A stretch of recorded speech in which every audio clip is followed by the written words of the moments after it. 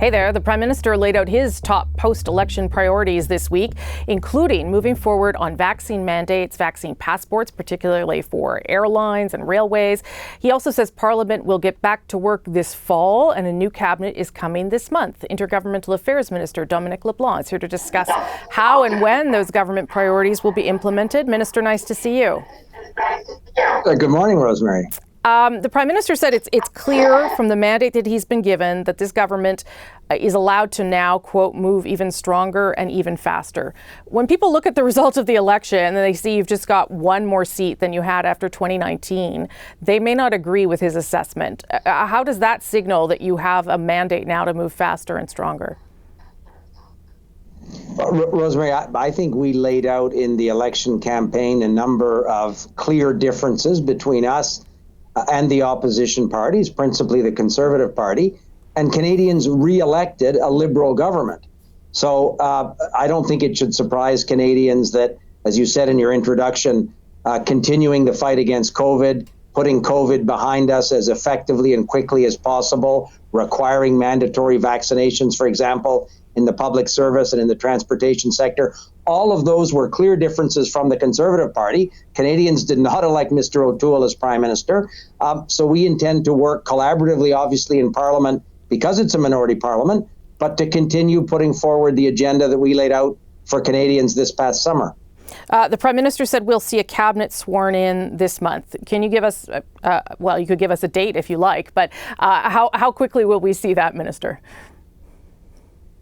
Give you a date, Rosemary, if I knew one. The Prime Minister said, obviously, forming a new cabinet. A number of our colleagues were not re-elected, so the Prime Minister has to make some changes in the cabinet. Obviously, I would expect in the coming few weeks we'll see a new cabinet, but I'm sure he'll announce that when he's made those final decisions. Chrystia Freeland will keep her job as Deputy Prime Minister and Finance Minister. How about you?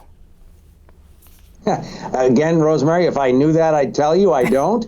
And in fact, I probably should have let the Prime Minister tell you. So I know the Prime Minister is reflecting on a whole series of issues in terms of both the cabinet, but also in terms of the return of Parliament, in terms of legislative priorities. So I'm sure he'll have something to say about not only me, but a number of our colleagues in the coming weeks.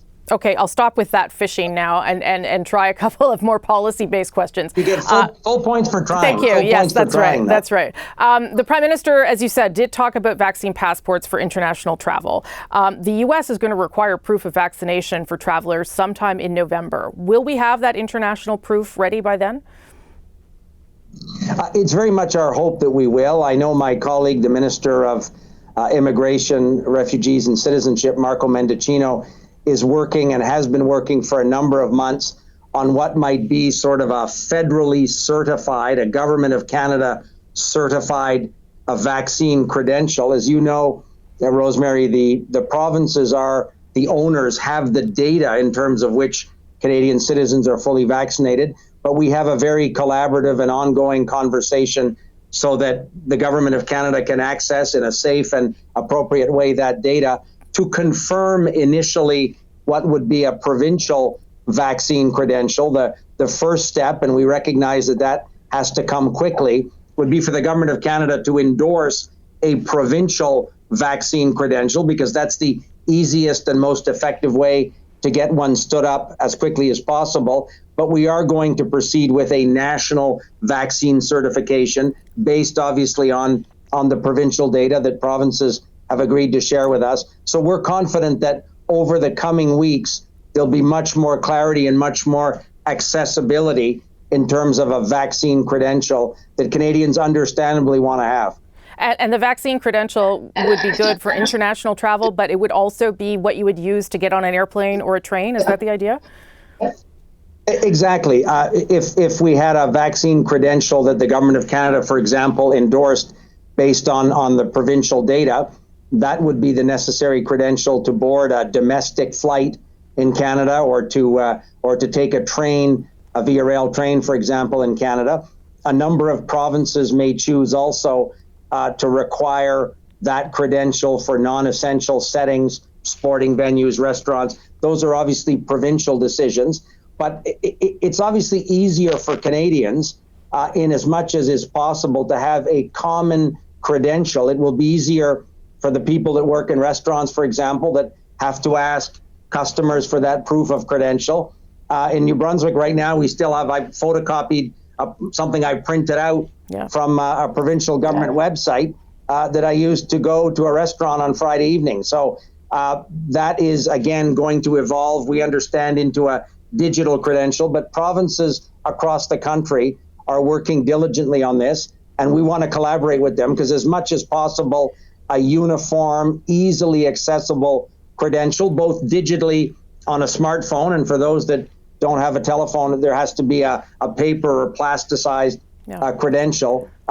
As quickly as possible, it'll make life easier for everybody and safer. I talked to BC Premier John Horgan, who, as you know, is the chair of the Federation, Council of Federation, and he wants a meeting soon with the premiers. I imagine you would be involved. That's part of your job too.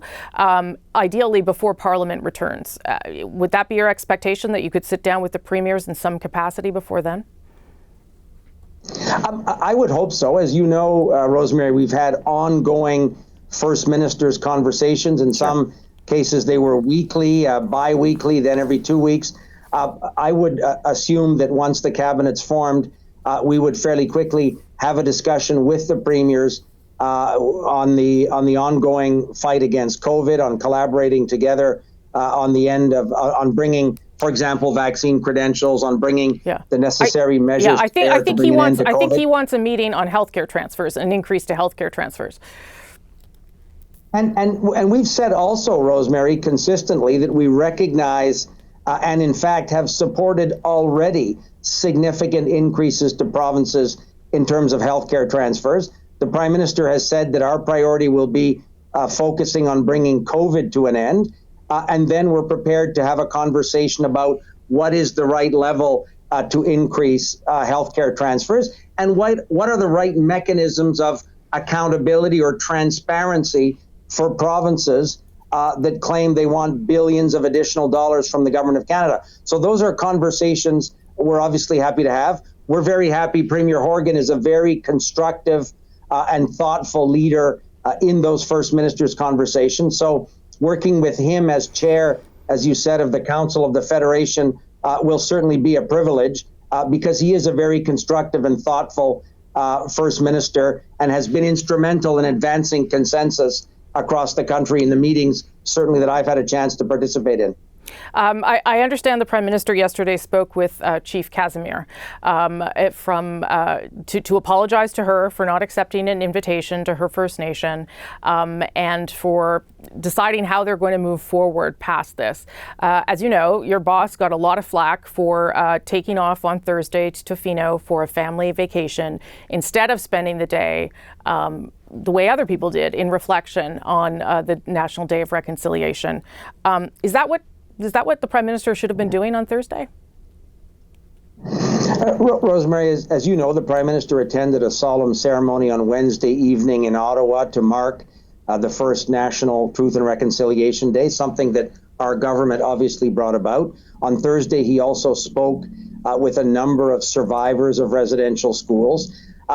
We certainly believe that the commitment to reconciliation is profound and is shared by all members of our government. Rosemary, I've had the privilege of working with the Prime Minister closely for the last 6 years. His personal commitment to reconciliation is significant, and it remains a priority for our government. And we'll continue to work with Indigenous leaders and Indigenous peoples across the country to advance this important work. Canadians expect that of all parliamentarians, and it's certainly something that we're happy to continue to do. What do you say, though, to particularly Indigenous people in this country who were insulted and offended by that decision by the Prime Minister?